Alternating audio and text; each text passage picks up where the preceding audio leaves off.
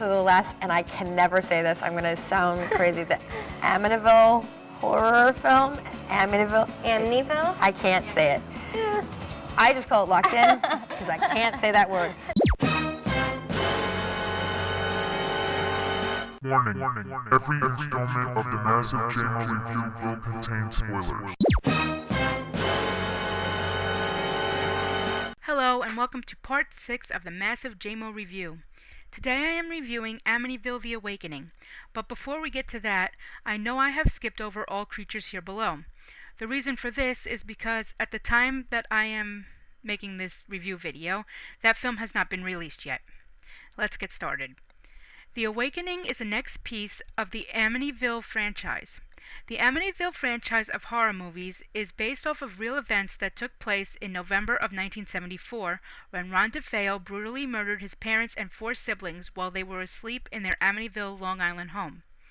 In this installment of the franchise, 40 years have passed since the murders took place and a new family has moved into the infamous house. The family consists of a mother, her disabled teenage son, James, who is brain dead after falling out of a 3-story window, his twin sister, Belle, and their young daughter, played by the girl who plays young Emma in Once Upon a Time. After moving into the Amityville house, James begins to regain brain function, but Belle is the only one to realize that he is not himself, and it is up to her to save them from the evils of the house that may be inhabiting her defenseless brother.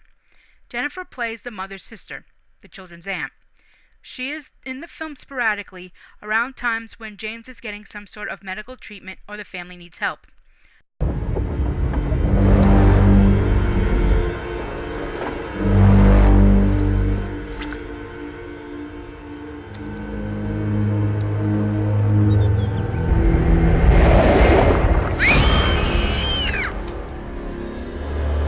Juliet? What happened? You okay? Come here, baby. Come on. What's wrong?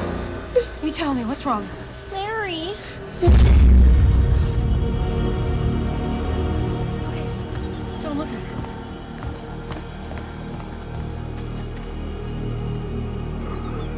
I liked this film. I only had 2 issues with it. The first being the lighting. If you are not watching this film in a dark room, you will not be able to see anything for a majority of the film. I watched it both at night and during the day, and when I watched it during the day, it was impossible to see anything. The second, and I hate to say this, was Jennifer's acting. She appeared to be overacting in the moments where she was to show compassion. Now, like I said earlier, I have Asperger's syndrome, so my perception of body language and facial expressions is not up to the normal standard. Therefore, I may be wrong on this aspect, but to me, she seemed very withdrawn and like she was trying too hard to look concerned instead of actually be concerned.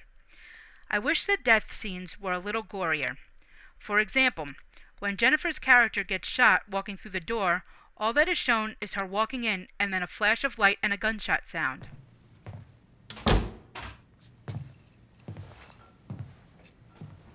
Joan?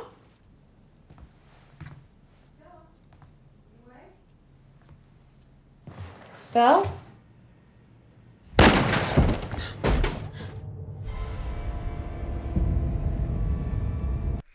It never even shows her dead afterwards. Considering that this is a horror film about a house that makes people murder their families, it would have been nice to actually see some murdering going on. Personally, I think this film was much better than the previous Amityville film. If you would like to check it out, it is currently streaming on Google Play, and from what I hear, it should be coming to Netflix sometime this year. The next review video will be for Big Shot, Confessions of a Campus Bookie. I will be skipping over Assassination Nation and Backroads because at the time that I'm recording this, they have not been released yet.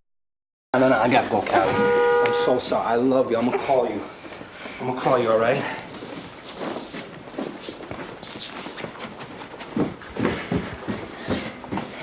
You're a sharp guy, right? You're all about gambling. Yeah. I guess. Why? Because I'm offering you a shirt here. Baby. Why you gotta do me? Why you gotta do that for? You know I gotta leave. You know I gotta go.